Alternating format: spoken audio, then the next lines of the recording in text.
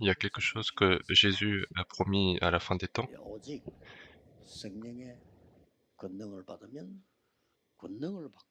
Vous recevrez le Saint-Esprit et vous recevrez une puissance. Et cette puissance, c'est une puissance éternelle. Et il a dit, vous serez mes témoins jusqu'aux extrémités de la terre.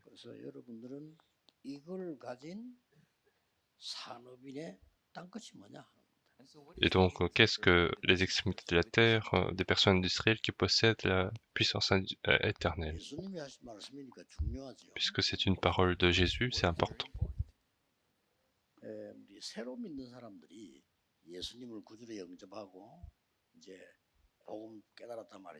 Pour ceux qui croient en Jésus pour la première fois, ce sont ceux qui ont confessé que Jésus est le Christ et qui ont compris l'Évangile.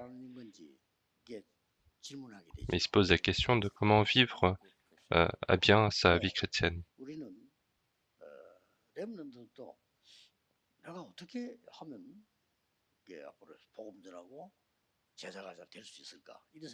Et puis les remnants aussi se posent la question de comment je peux évangéliser, comment je peux mener bien la vie chrétienne. Et les nouveaux croyants se posent la question comment vivre la vie chrétienne.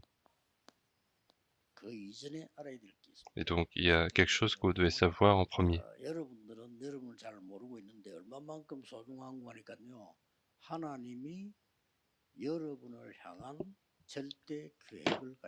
Peut-être que vous ne le savez pas, mais vous êtes tellement précieux que Dieu a un projet absolu pour vous. Et c'est ce qu'il faut retrouver. Il y en a pour tous. Il y a certains qui pensent qu'ils en ont pas.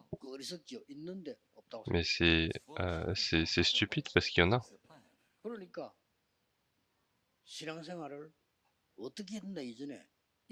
Et donc avant de savoir comment mener sa vie chrétienne, il faut savoir d'abord le projet absolu de Dieu.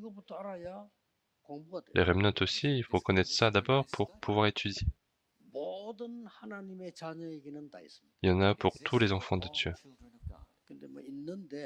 Il y en a, mais vous n'avez pas encore retrouvé. Mais pour ceux qui ont retrouvé, les réponses viennent. C'est important.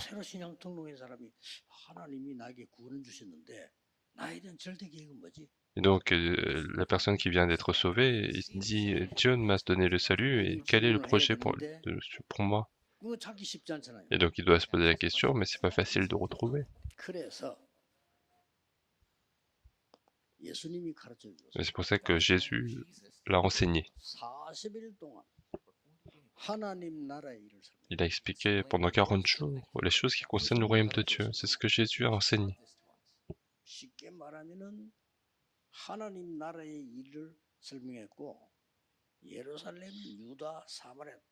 Autrement dit, il a expliqué les choses qui concernent le royaume de Dieu. Il a dit Jérusalem, Samarie, la Judée et jusqu'aux extrémités de la terre. Autrement dit, il a parlé les tours, les parcours, les panneaux indicateurs. N'est-ce pas?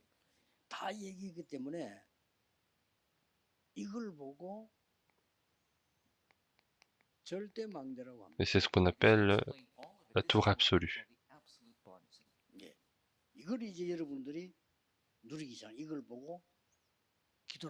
Et il faut commencer à se réjouir de cela, c'est ce qu'on appelle la prière. Il faut se réjouir de cela.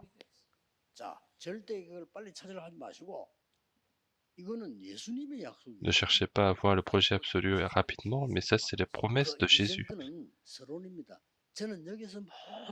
Ce qui vient avant, c'est l'introduction. Moi, c'est là que j'ai retrouvé toute chose.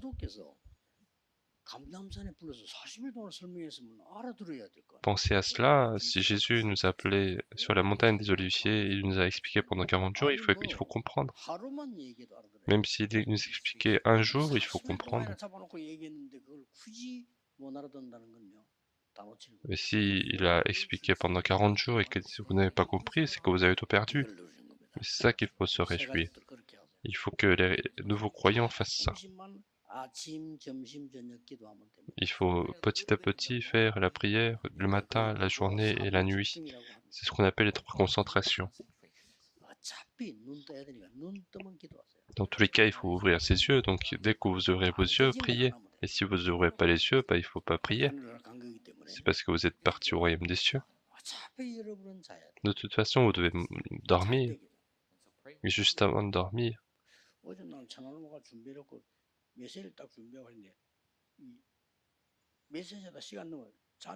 et hier, j'étais en train de préparer le message ici, en arrivant ici, et une fois un temps passé, je ne pouvais plus m'endormir.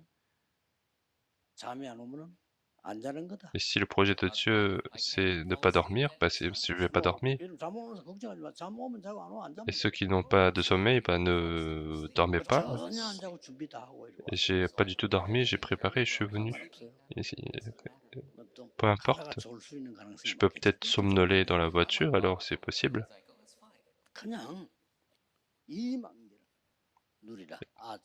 Donc il faut se réjouir de cette tour dans la journée et de la nuit.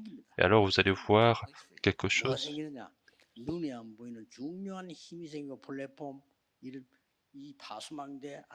Vous allez commencer à voir la plateforme, la tour de garde et l'antenne. Donc on a les 3 mises en place. Et si vous vous réjouissez de cela dans la prière, et vous commencez à voir les 3 réponses, si vous êtes dans cette réjouissance. Et surtout, avec ceci, vous allez voir 24, 25 éternités. Alors vous allez voir le royaume de Dieu, vous allez voir ce qui est éternel. Et c'est à ce moment-là que vous avez les réponses absolues. Il ne faut jamais perdre ça. Ceux qui croient en premier, en fait, n'écoutez pas les paroles des hommes, mais écoutez directement ce que dit Jésus. Alors, quelle puissance vous allez retrouver? Vous allez avoir 300%. C'est à ce moment-là qu'il faut commencer. Toutes les portes de mission doivent être ouvertes comme ça. Toutes les portes d'évangélisation doivent s'ouvrir comme ça. La différence avec vous et moi, c'est ça. Vous êtes beaucoup courageux, donc vous avancez sans problème, mais moi, je ne peux pas avancer. Moi, j'avance seulement si j'ai 300%, n'est-ce pas? Et c'est là que je reçois toutes les bénédictions.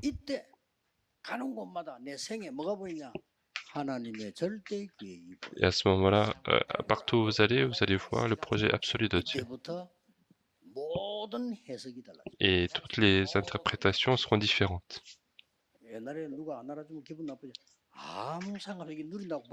Avant, si quelqu'un ne me reconnaît pas, j'étais mécontent, mais maintenant, peu importe, je suis occupé à me réjouir de ça. Avant, j'avais des plaintes contre des gens, mais peu importe maintenant. Avant, si je n'avais pas de position à l'église, je ne pouvais pas travailler, mais peu importe. Parce que le projet absolu de Dieu est en vous.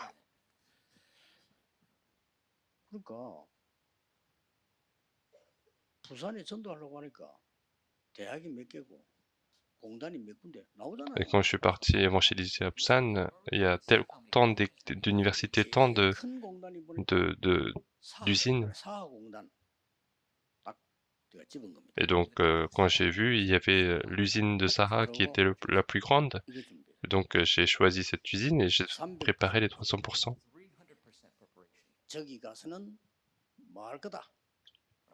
J'ai préparé ce que je devais faire là-bas. Et j'ai préparé où on allait faire.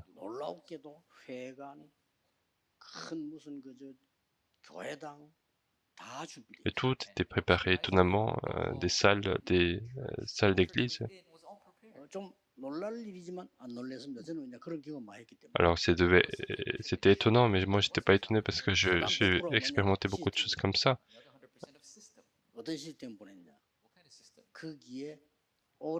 Et puis le système, c'est quelqu'un qui est capable de se concentrer là-dedans. Et à l'époque, il y avait Pasteur Beck qui était capable de se concentrer là-dessus, donc j'ai envoyé.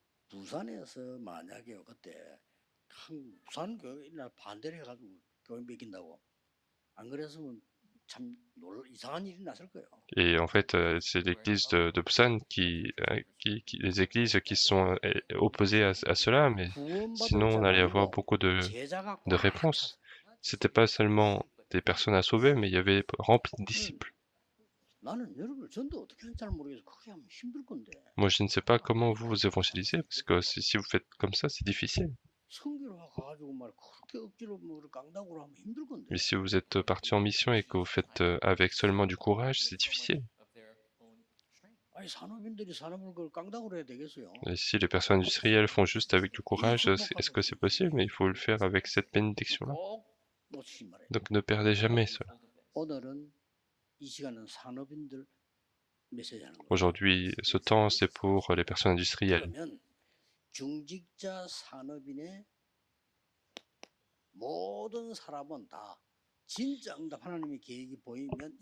Alors toutes les personnes industrielles et tous les responsables d'église, s'ils voient ça, ils voient aussi les extrémités de la terre.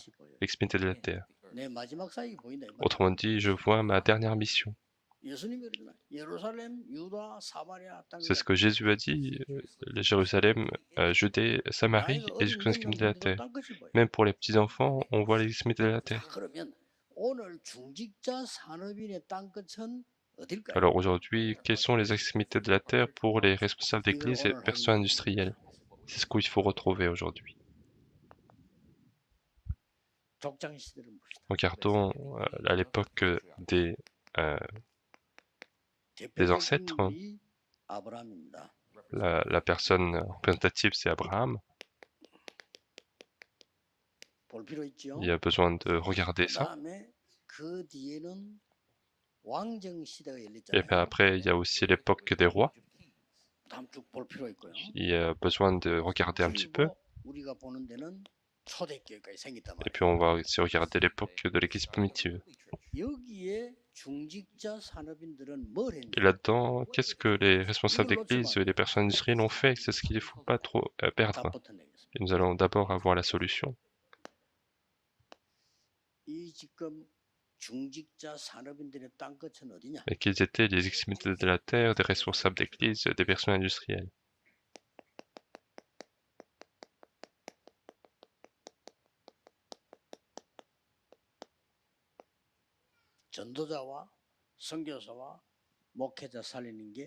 Leur extrémité, c'était sauver les évangélistes, les missionnaires, les pasteurs. Il faut absolument retenir ça.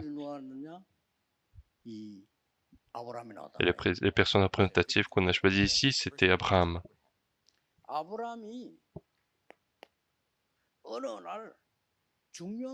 Abraham, un jour, il a compris quelque chose de très important. Alors, les réponses n'étaient continuellement pas là, et puis les problèmes arrivaient au contraire. Et si les problèmes arrivent, il pouvait juste supporter, mais c'était pas juste ce problème-là, mais c'était des dangers de mort, et un jour il a compris. Un jour il a vu son extrémité de la terre. Un jour il a vu le projet absolu de Dieu. Et à partir de ce moment-là, qu'est-ce qu'il fait?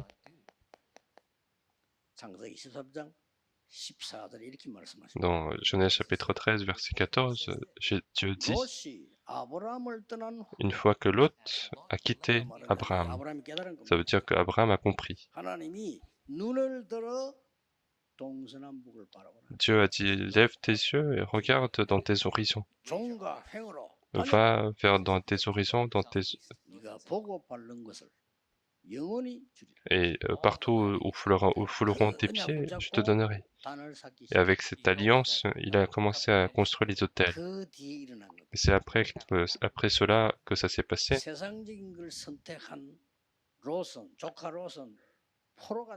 Lot qui a choisi les choses du monde, il est devenu esclave.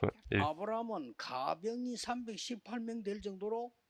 alors que Abraham a été béni à tel point qu'il avait 315 soldats chez lui. Et il est parti en bataille pour aller chercher son neveu avec les 300 soldats. Il a triomphé contre Sodome et il va revenir victorieux. Et à ce moment-là, le roi de Sodome va donner de la richesse à Abraham parce que c'est ce que se faisait en guerre pour dire que reçois cela pour nous pardonner. Et à ce moment-là, Abraham a dit quelque chose. Moi, je ne reçois aucune richesse de ta part.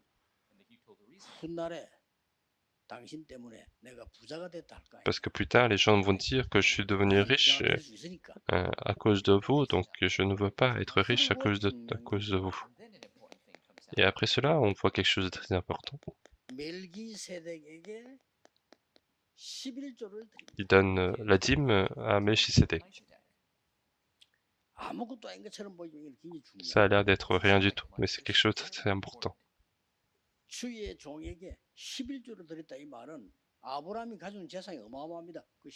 a donné la dîme au serviteur de Dieu, ça veut dire que c'est extraordinaire. Et complètement, il a réussi la vie du culte. Et c'est ce que les responsables d'église doivent faire. C'est votre extrémité de la terre. Il n'y a pas besoin d'aller très loin. Sauver les évangélistes, sauver les pasteurs missionnaires, c'est votre extrémité de la terre. Il faut voir correctement votre extrémité de la terre. Et encore une fois, à l'époque des rois, dans 1 Samuel chapitre 16, verset 1 à 13, qu'est-ce qu'on voit?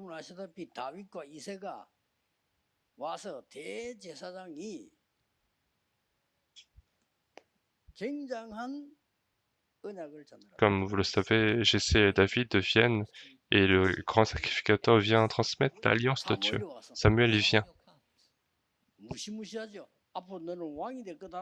C'est extraordinaire. Il a dit, tu seras au roi un jour. Il lui a parlé de l'arche de l'alliance. Il lui a parlé du temple. Il lui a parlé des événements qui s'est passés.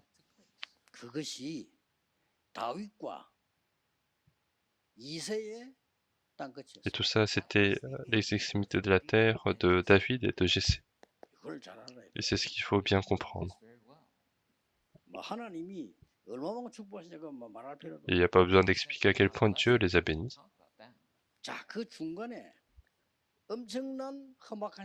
Et au milieu de cela, il y avait une époque très obscure. C'est devenu complètement une nation d'idolâtrie. C'était le roi Achab. Comment il pouvait avoir des 800 faux prophètes au palais? Et à ce moment-là, il y avait un responsable d'église qui s'appelait Abdias, et c'était son extrémité de la terre, c'était sauver les prophètes. Il a désobéi à l'ordre du roi et il a sauvé les prophètes. Et il faut que tous les responsables d'église doivent saisir cette alliance. Ils doivent saisir la bonne alliance, il faut clarifier son extrémité de la terre.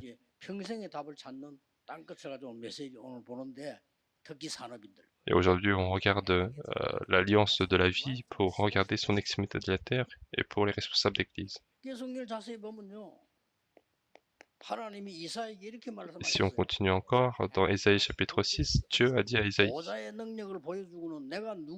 il lui a montré la puissance du trône et il dit, qui dois-je envoyer? Et Ésaïe dit, envoie-moi. Et à ce moment-là, il n'a pas dit, ok, tu y vas. Et il a dit, il y aura encore plus de destruction, encore plus de difficultés.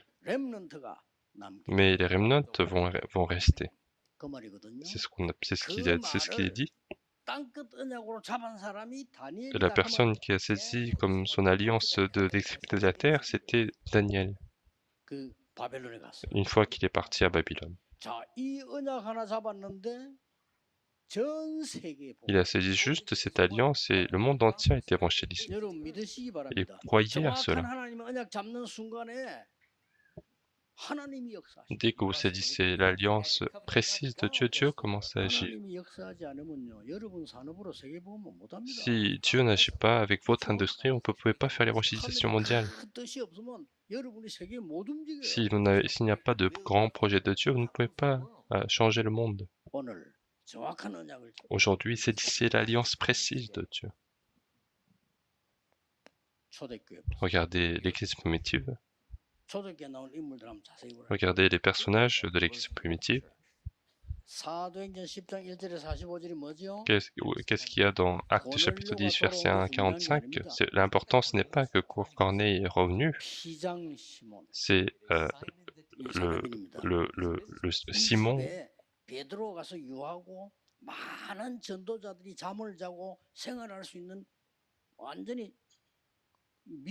Et donc la maison de Simon est devenue un foyer de mission où Pierre est arrivé et les disciples ont demeuré là-dedans. Et c'est là que Pierre reçoit l'ordre d'aller vers Corneille. Et ce n'est pas une simple chose. Et Dieu a bloqué toutes les portes. Dieu dit à Paul d'aller à Macédoine. Et une fois qu'il est venu à Macédoine, il rencontre Lydie. Est-ce que c'est un... Ce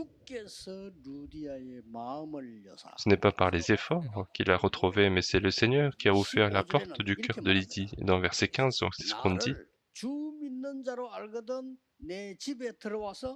Si vous me croyez fidèle au Seigneur, alors demeurez chez moi. Ça veut dire qu'elle sera responsable. Et c'est devenu l'église de Philippe. Et vraiment, saisissez l'alliance pour recevoir les réponses de Dieu. Et pour les responsables d'église, personnes d'industrie, il y a le projet absolu de Dieu. Pour les remnants, il y a le projet absolu. Pour tous, il y en a. C'est parce qu'ils n'ont pas retrouvé. S'il y a un cadenas, il y a la clé, mais vous n'avez pas encore retrouvé la clé. Et si vous n'avez pas la clé, vous ne pouvez pas ouvrir. Quelles sont mes extrémités de la terre? Le projet absolu et les extrémités de la terre se rejoignent. Si vous voyez le projet absolu, vous voyez l'extrémité de la terre. Si vous voyez l'extrémité de la terre, vous voyez le projet de Dieu. Et moi, j'ai trouvé ça assez rapidement. Pourquoi il y a autant de théologiens très connus, mais pourquoi les églises ferment les portes? Pourquoi il y a plein de séminaires théologiques qui se lèvent, mais les églises ferment les portes? Pourquoi il y a autant de pasteurs très connus, mais le nombre de fidèles diminue? Pourquoi aux États-Unis, qui est une grande nation, les églises sont vendues? Et c'est ce que j'ai retrouvé rapidement. J'ai retrouvé rapidement le projet absolu de Dieu. Ce n'est pas difficile. Et à partir de ce moment-là, vous voyez ceci. Les extrémités de la terre.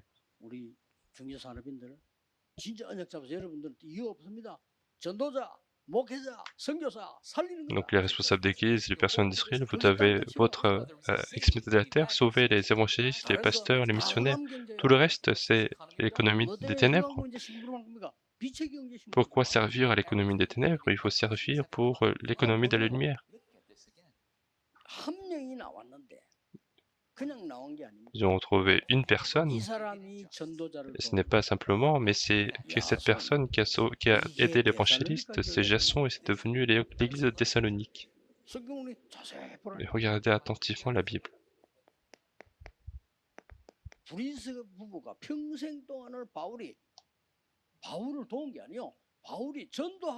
Le couple Priscilla-Aquilas, ils n'ont pas seulement aidé Paul, ils ont aidé Paul à évangéliser.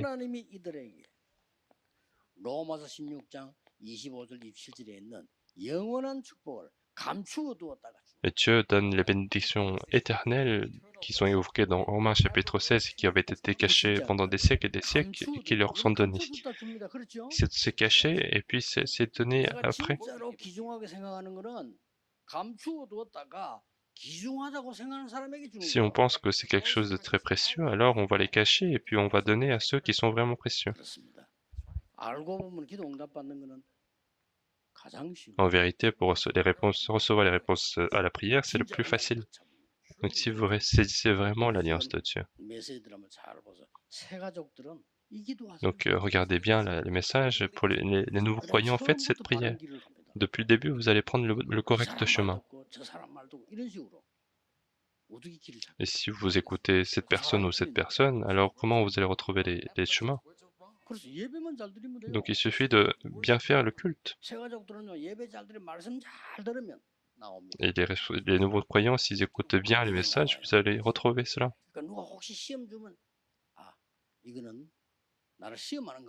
Si quelqu'un vous apporte une tentation, pensez que vous avez une tentation.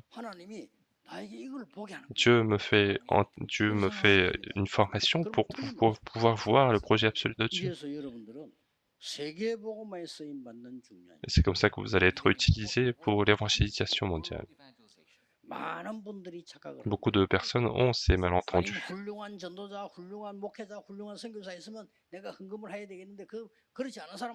Et s'il y a des pasteurs, des missionnaires extraordinaires, je peux leur faire des offrandes, mais si ce n'est pas le cas, qu'est-ce qui se passe? Ce sont vos malentendus. Faites-le devant Dieu, peu importe qui il y a devant vous.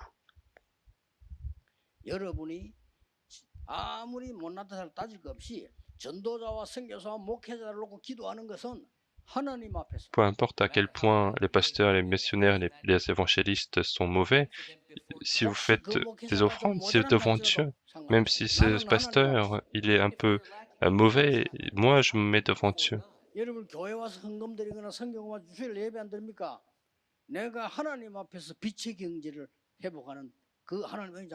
Et quand vous venez à l'église, vous êtes en train de restaurer l'économie de la lumière et c'est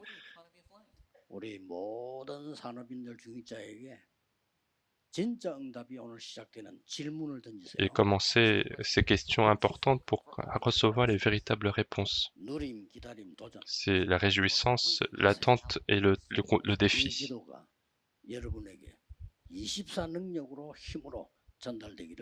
Je bénis au nom du Seigneur Jésus-Christ de transmettre cette prière aux 24-25 éternités. La grâce de notre Seigneur Jésus-Christ est la solution à tous les problèmes. L'amour infini de Dieu, notre Père, qui a le projet absolu de Dieu. Et l'œuvre du Saint-Esprit qui nous donne la puissance pour faire l'évangélisation mondiale. Accordé à tous les hommes de Dieu qui vont découvrir les extrémités de la terre, accordé à tous les responsables d'Église, et ce, à partir de maintenant et pour l'éternité. Amen.